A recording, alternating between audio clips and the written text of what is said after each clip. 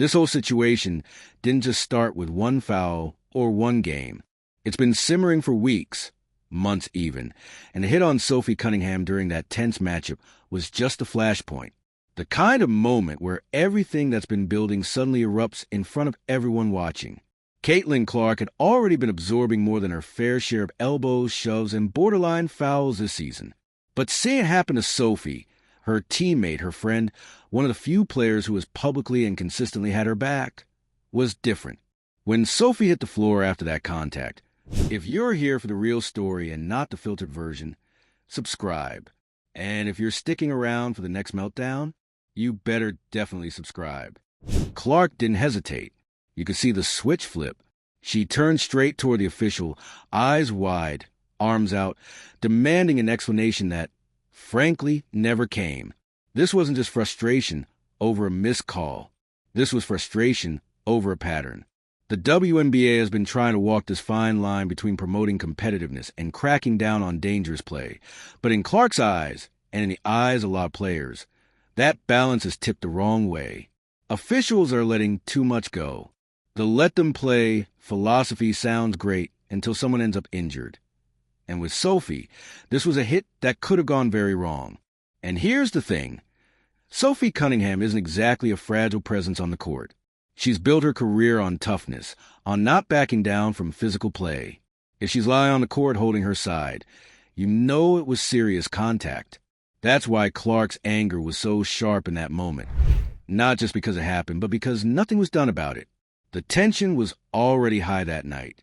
There had been hard screens, bodies colliding in the paint, and verbal exchanges after whistles. But the second Sophie went down, the crowd went from loud to electric. The kind of collective gasp that makes you know something's going to linger long after the game ends. From the bench, you could see other Fever players starting to jaw at the refs. Aaliyah Boston stepped forward, gesturing to where Sophie was clutching her ribs. Lexi Hull shouted something toward midcourt. But Clark? She stayed locked on the referee nearest to her, visibly pushing back against whatever canned explanation she was being given. And that's where this situation connects to the bigger story. The drama that's been swirling around Clark, Candace Parker, and Angel Reese. On paper, those three aren't even in the same conversation that night. But the truth is, the public perception of every little incident involving Clark is magnified tenfold because of her place in the league right now. She's the most talked about player in women's basketball. That's not an opinion. It's just a reality. Whether it's her scoring numbers, her leadership, her marketability, or, yes, the controversy she somehow gets pulled into without even speaking, Clark is the axis the conversation spins on. Candace Parker's recent comments and rankings only stir that pot further. By ranking Angel Reese lower than a lot of fans expected, Parker set off a social media wave that quickly turned messy. Reese's supporters felt disrespected. Parker insisted she was just being honest, basing her takes on basketball performance rather than hype. Somewhere in the middle of that crossfire, Clark, not because she was directly involved, but because she represents this new wave of WNBA talent that some see as challenging the old guard. It's a strange place for Clark to be, a rookie already seen as a generational star, yet constantly questioned in ways that go beyond the box score. Is she overhyped? Is she treated differently because of her race? Is the league putting too much of its marketing weight on her shoulders? Every opinion piece, every tweet, every podcast seems to circle back to her somehow, and she's handled it all with silence. That's the part that drives some people crazy. She doesn't clap back. She doesn't start Twitter wars. She doesn't even hint at her real feelings about these ongoing debates. But in moments like the one with Sophie Cunningham, the emotion breaks through. Because this wasn't about brand politics or social media drama. This was about safety, respect, and the responsibility officials have to protect players. Clark's furious reaction to that hit was as much about the months of physical targeting she's endured as it was about Sophie taking that blow. The league's leadership finds itself in a delicate position here. On one hand, the WNBA's physical style is part of its identity. The players are proud of how tough the game is. On the other hand, the optics of allowing star players to take repeated hard hits without repercussions are terrible, especially when those stars are the ones driving ticket sales, TV ratings, and sponsorship deals. That's where the conversation about double standards comes in. It's impossible to ignore that when Clark takes a hit, the reaction from fans and media is instant and massive. But when other players experience similar treatment, the outrage is often smaller.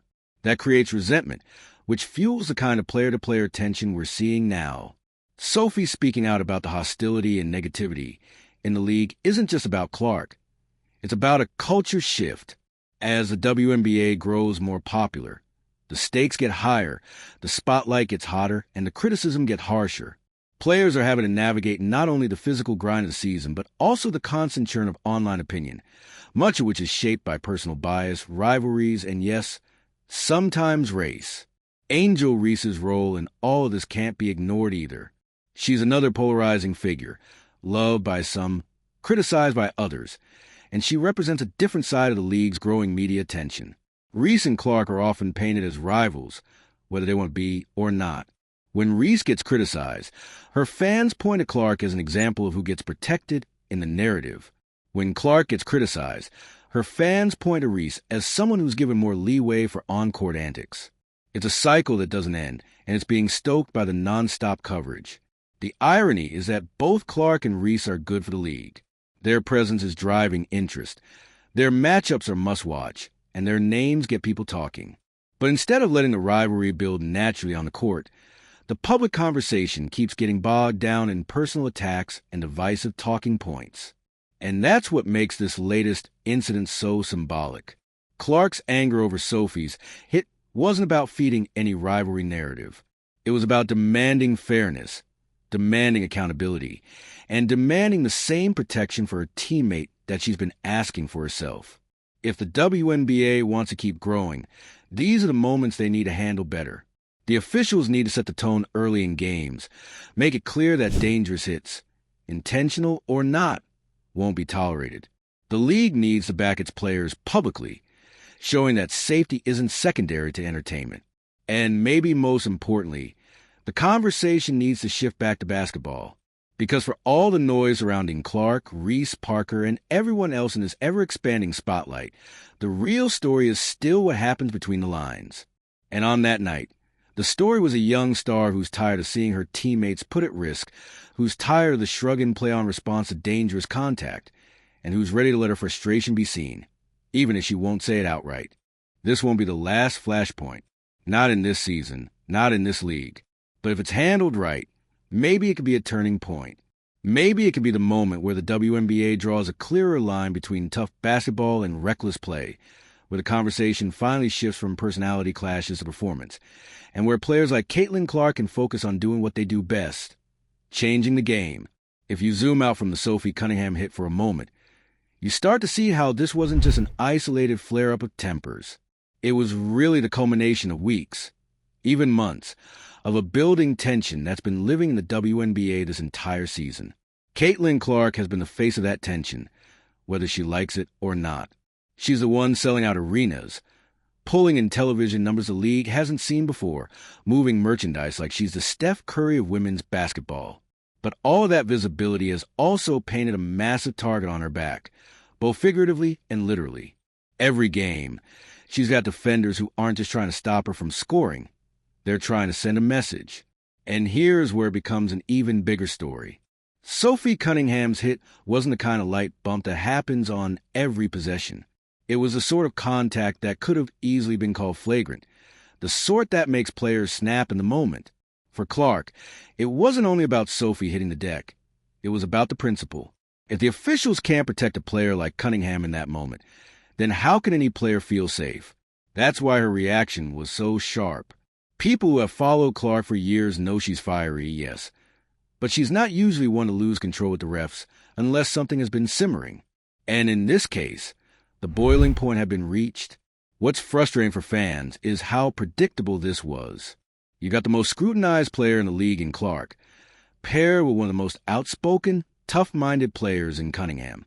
You got a league that's trying to market itself as edgy and competitive, while still saying it prioritizes player safety. And you got a season full of borderline plays that have gone either uncalled or lightly punished. It was only a matter of time before a high-profile flashpoint exploded. The media's role in this can't be overstated either. Since the moment Clark entered the league, every single dust-up, every eyebrow raise, every hard foul has been analyzed and spun into storylines. Some of that is inevitable. She's the most marketable rookie the WNBA has ever had, but it's also exhausting for players involved. Sophie's foul, in another context, might have been a blip, but with Clark in the frame, it became a national talking point before the game even ended. That's where the Candace Parker and Angel Reese threads start to weave into this. On the surface, Parker's comments about her rankings had nothing to do with Clark. She was critiquing players based on performance, as she has every right to do. But because Reese's name was involved, and because Reese and Clark have been publicly linked since their college battles, it fed into the never-ending Clark versus the world narrative. Here's the tricky part. That narrative is sticky because it's rooted in real divisions. There is tension between some of the league's veterans and its newer stars. There is tension between different fan bases that align around race, playing style, and personality. And the WNBA, unlike the NBA, is small enough that these tensions are impossible to hide. Clark's approach, staying silent, avoiding direct responses, has protected her brand in one way. She doesn't give people a soundbite they can twist into controversy. But in another way, it's left space for others to define her in whatever way suits their own narrative. When she does finally show emotion, like in the aftermath of Sophie's hit, that one flash of anger becomes amplified 10 times over, because people aren't used to seeing it from her. Sophie, on the other hand, is the exact opposite. She'll say what she thinks. She'll call out bad officiating. She'll challenge the league on safety issues. And that's exactly why she's such a perfect ally for Clark in these moments. She'll vocalize a frustration that Clark might not want to put into words. The two of them, in this incident, ended up as a kind of good cop/bad cop pairing. Clark showing the visible anger on the court, Sophie later speaking directly about the culture problem. From a pure basketball standpoint, this is where Indiana's situation gets even more interesting. If Clark and Cunningham are both on the court, they represent two different kinds of threats. Clark stretches the floor and forces defenses to scramble. Sophie brings a physicality and edge that makes teams think twice about taking liberties. That combination is valuable, but only if both players feel they're being protected enough to play their style without risking injury. The larger WNBA ecosystem has to grapple with that, because the truth is, the league can't afford to keep letting its most marketable stars take unnecessary punishment. If a player like Clark or Reese or Boston goes down with major injury from a reckless hit, it's not just a team season that's impacted. It's TV deals, ticket sales, and the credibility of the league's claim to protect its athletes. And that brings us back to the question of double standards. Fans notice when certain players seem to get a superstar whistle, and others don't. They notice when a rookie star like Clark gets hammered, and the refs swallow the whistle, but a veteran gets the benefit of the doubt on light contact. These inconsistencies feed the resentment that already exists between fan bases, and social media makes sure those resentments get amplified. If there's one thing the Sophie Clark incident should force the WNBA to do, it's to establish a clearer standard for what's acceptable physical play. The league can still market itself as tough and gritty. That's part of its appeal, but there's a line between physical and dangerous, and right now that line feels blurry. The players know it too. That's why you've seen others, even those not directly connected to Clark or Cunningham, quietly nodding along when safety gets brought up. No one wants the league to soften the game, but they also don't want to end up sidelined because the officials let playoff-style contact fly in a regular season game. For Clark, personally, this was also a moment that showed a different side of her leadership. It's one thing to direct an offense or drop 30 points. It's another to visibly stand up for your teammates in a heated moment. That's the kind of action that sticks with a locker room. Players remember who has their back, and they play harder for those who do. It's also the kind of moment that can rally a fan base. Fever fans have been protective of Clark since day one, but seeing her get heated over someone else's safety adds a layer to that relationship. It tells the crowd, she's not just here for her own stats, she's here for this team. Meanwhile, Sophie's public comments after the game ensured the conversation didn't just fade away. By talking openly about the increasing hostility in the league and the need for players to respect one another's safety, she kept the spotlight on the issue without turning it into a personal vendetta. It's a savvy move, addressing the bigger picture, instead of just replaying a foul over and over. Of course, the real question is whether the league will take action. Statements are one thing. Consistent enforcement is another. Fans have heard before that the WNBA will crack down on reckless play, only to see the same borderline hits happening weeks later. If nothing changes after an incident this high profile, it will be harder than ever for the league to convince players it's serious about safety. As for Clark, she'll keep drawing defenders, keep absorbing contact, and keep being the focal point of every conversation. That's just the reality of being the league's biggest star. But moments like this, moments where the emotion breaks through, are a reminder that behind all the marketing, all the highlight packages, she's still a competitor who feels every win, every loss, and every injustice on the court. If anything, this Sophie incident might harden her edge even more. And for Indiana, that could be a blessing. Because an angry Caitlin Clark isn't just motivated. She's dangerous in the way every great player is dangerous when they've decided a game isn't going to be taken from them. Now, the rest of the league has to decide how they're going to respond. With the same physical targeting that risks crossing the line, or with the kind of elevated play that forces Clark and the Fever to beat them the right way. Either way, the tension isn't going anywhere. It's only just beginning. What makes this even more intriguing is how it could ripple through the Fever season. Incidents like this don't just vanish after the final buzzer. They linger in the air, shaping how a team sees itself and how opponents approach them. For Indiana, the fallout might actually become fuel. Inside that locker room, players now have a moment they can all point to and say, that's when we drew the line. When Clark snapped at the refs over Sophie's hit, it sent a signal that the Fever aren't just here to participate. They're here to demand respect. That matters in a league where intimidation and reputation play just as big a role as strategy. You can already imagine how this might influence their style of play going forward. A team that feels disrespected often tightens its bond. They play harder for one another, they communicate more, and they close ranks when things get chippy. Clark's visible frustration might even free up others, like Aaliyah Boston or Lexi Hull, to be more vocal on the court, knowing the star player is backing them. For Clark individually, this may be a turning point in how she balances her image. Up until now, she's been careful to avoid looking like she's complaining or seeking special treatment. But when you see your teammate take a hit that could have been avoided, and when you know similar things have happened to you without enough whistle support, the calculus changes. She doesn't have to be a constant protester, but showing that flash of defiance could help her redefine her leadership style. It's also worth thinking about what this does to the Fever's opponents. Some teams may double down, figuring that if physical play rattles Clark, they'll push that button until someone makes them stop. Others might take the opposite approach, realizing that giving her extra motivation is a dangerous gamble, especially if she channels that energy into one of her signature shooting nights. The fans, of course, are already choosing sides. Fever supporters see Clark as standing up for fairness, while rival fan bases frame it as her not being able to handle the league's physicality. That's the beauty and the curse of moments like this. They feed both narratives at once, keeping the story alive long after the scoreboard's been wiped clean. In the end, whether this moment is remembered as a mere mid-season dust-up or the start of a cultural shift in how the Fever carry themselves will depend on what comes next. If Indiana rides a wave of unity and aggression into a playoff push, this incident could become part of their lore. If not, it risks becoming just another viral clip in the never-ending conversation around Caitlin Clark. But for now, one thing is certain. The WNBA has just been reminded that Clark isn't only here to score points.